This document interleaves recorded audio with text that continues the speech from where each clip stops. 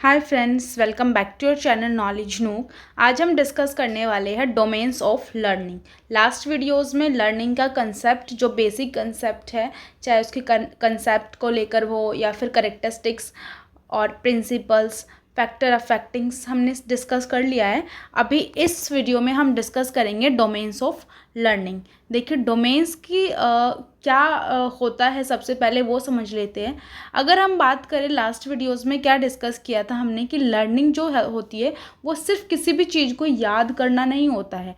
Learning में involve होता है उस चीज़ के बारे में सोचना, फील करना, या फिर उसमें खुद को इन्वॉल्व करके उस चीज़ को करके देखना, तभी लर्निंग होती है। सिर्फ किसी भी फैक्ट को आपने लर्न कर लिया वो लर्निंग नहीं है।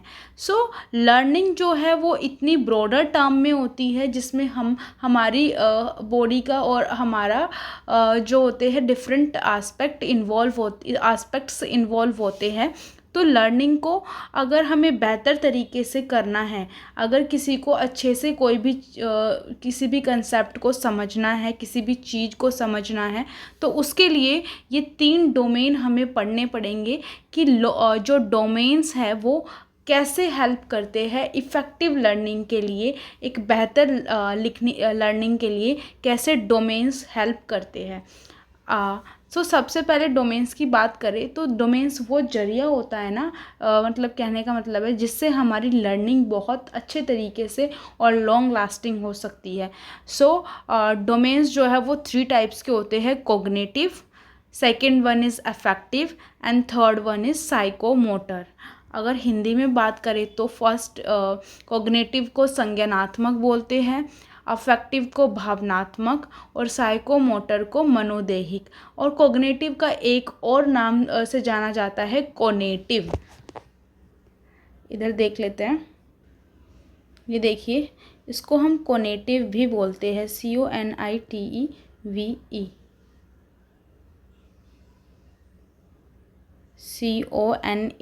CONATIVE, कोनेटिव नाम से भी जाना जाता है।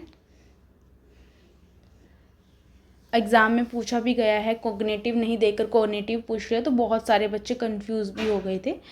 नेक्स्ट इज़ हम इसका डिस्कशन वन बाय वन अब तीनों डोमेन्स को समझते हैं कि तीनों डोमेन्स कैसे और किस तरीके से लर्निंग में हेल्प करते हैं। सबसे पहले अगर बात करें कोग्निटिव, बहुत बार इस टर्म को हम पढ़ चुके हैं, या फिर कोनेटिव डोमेन, ये रिलेटेड होता है हमारी मेंटल स्किल से, हमारे माइंड से ही रिलेटेड होता है।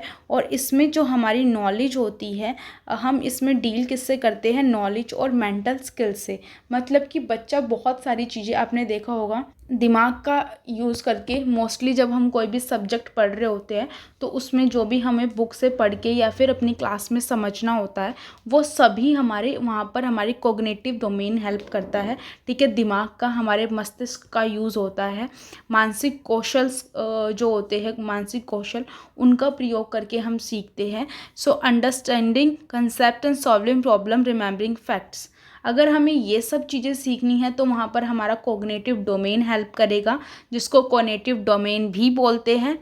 अब अगर मैं नेक्स्ट डोमेन की बात करूँ, that is affective domain. This is about emotions, values and attitudes. Second one is affective domain, this is about emotions, value and attitude. इसमें जो होता है वो भावनाओं, मूल्य और दृष्टिकोण से जुड़ा होता है।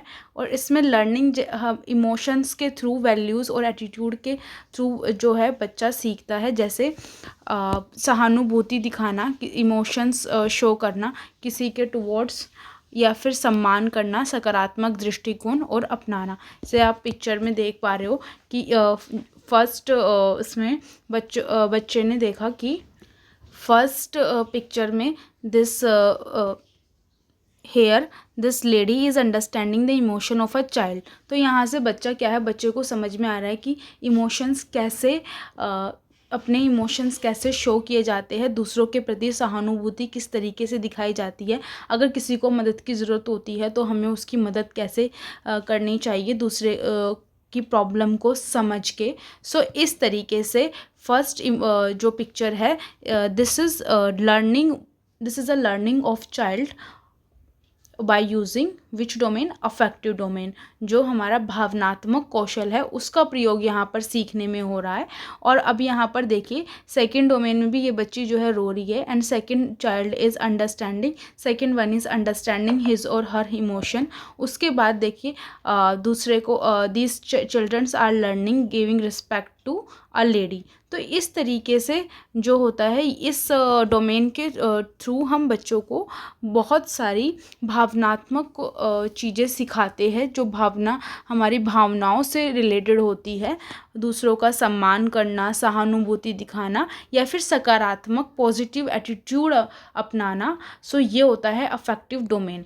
अब नेक्स्ट डोमेन जो है वो है psychomotor domain. It focuses on physical movement and motor skills.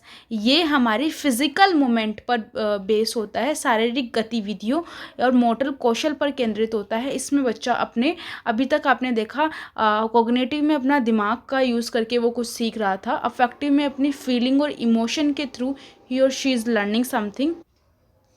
तो अगर बात करें साइकोमोटर, तो ये किससे रिलेटेड होता है, हमारे फिजिकल मोमेंट या फिर मोटर स्किल से। अभी देखिए इसका कुछ एग्जांपल्स कुछ ये इस तरीके से है, जैसे writing, dancing, playing an instrument, performing, sports. तो यहाँ पर बच्चा जो है डिफरेंट डिफरेंट एक्टिविटीज़ है जिसमें उसकी फिजिकल मोमेंट का यूज़ हो रहा है, फिजिकल एक्टिविटीज़ करके वो सीख रहा है, इसलिए इसको साइकोमोटर डोमेन बोलते हैं, जहाँ पर फिज़िकली वो कुछ एक्टिविटीज़ के थ्रू बहुत सारी चीज़ों का अपनी बॉडी के पार्ट्स का यूज़ करके सीखता है। So these are some activities picture. First picture में जैसे बच्चा कोई योगा कर रहा है, और सेकंड में playing this music, third is she is singing while listening music, और इस फोर्थ पिक्चर में some drawing work is going on. So इस तरीके से हमारी जो फिज़िकल एक्टिविटीज़ से हम कुछ सीखते हैं उसको वो साइकोमोटर डोमेन में आता है। तो आपने देखा कि बच्चा जो है वो अलग अलग तरीके से सीखता है। लर्निंग एक सिंपल कंसेप्ट नहीं है कि कुछ भी देखा उसको याद किया और वो हमें समझ में आ गया। लर्निंग एक ब्रॉडर कंसेप्ट है जिसके लिए हमें डिफरेंट डिफरेंट पर्सपेक्टिव का यूज़ होता है, डिफरेंट डोमेन्स यूज़ होते हैं। और इन शॉर्ट अगर हम बोले तो इफ़ेक्टिव लर्निंग तभी हो सकती है, एक अच्छी लर्निंग हम तभी बोल सकते हैं जब हमारा हेड, जिसमें कॉग्निटिव डोमेन का हम यूज़ करके सीखते हैं, हमारा heart that is affective domain का हम यूज़ करके सीखते हैं, और hands that is psychomotor domain का यूज़ होता है। जब ये तीनों मिलकर लर्निंग करते हैं, जब इन तीनों का इन्वॉल्वमेंट होता है किसी भी चीज़ को सीखने में, तभी जो लर्निंग है वो इफ़ेक्टिव होती है। और सो this is all about domains, 3 domains of learning. First one थोड़ा सा रिकॉल कर लेते हैं क्योंकि अब हम इससे रिलेटेड क्वेश्चन करेंगे। फर्स्ट वन था अफेक्टिव, जिसमें माइंड का यूज़ होता है, और सेकंड वन था कॉग्निटिव, जिसमें माइंड का यूज़ होता है। सेकंड वन इज़ अफेक्टिव, जिसमें हमारे फीलिंग्स का यूज़ होता है, and third one is psychomotor, जिसमें हमारी फिज़िकल बॉडी मोमेंट यूज़ होती है, फिज़िकल बॉडी पार्ट्स यूज़ होते हैं। अब कुछ क्वेश्चन है based on this these domains of learning, which of one of the following is not one of the 3 domains of learning. निम्न में से कौन सीखने के 3 प्रमुख क्षेत्रों में से नहीं है। फर्स्ट इज कॉग्निटिव, संज्ञानात्मक, ये तो था हमने पढ़ा था। सेकंड वन अफेक्टिव, भावनात्मक, ये भी है। क्रिएटिव, रचनात्मक, ये नहीं है।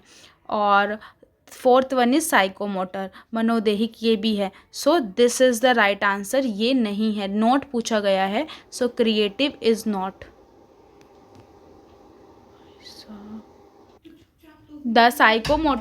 The psychomotor domain is mainly related to, मनोदैहिक क्षेत्र मुख्य रूप से किससे संबंधित होता है। इमोशंस से, भावनाओं से, फिजिकल स्किल्स, शारीरिक कौशल से। सी इज थिंकिंग स्किल्स, सोचने की क्षमता से। And fourth one is attitude, दृष्टिकोण से। तो जो हमारा साइकोमोटर है, अभी बताया था मैंने लास्ट जो हमने डिस्कस किया था डोमेन, ये हमारी फिजिकल एक्टिविटी से रिलेटेड होता है। So it will be physical skill, its answer will be physical skill. अगर हम थर्ड की बात करें, respecting other and showing empathy are part of which domain, दूसरों का सम्मान करना और सहानुभूति दिखाना किस क्षेत्र का हिस्सा है, ठीक है। फीलिंग से रिलेटेड है तो कौन सा था, कॉग्निटिव तो माइंड से था, नहीं होगा। अफेक्टिव, यस दिस इज भावनात्मक। साइकोमोटर हमारी body parts, physical movement, logical, फिर माइंड से आ गया, सो इट्स का आंसर होगा अफेक्टिव। नेक्स्ट की बात करें, which activity best represent the cognitive domain.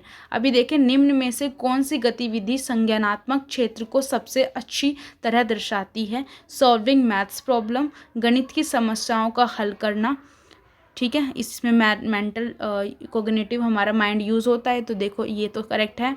Running a race, नहीं, इसमें तो हमारी फिजिकल एक्टिविटी यूज़ होती है जो साइकोमोटर डोमेन से रिलेटेड है।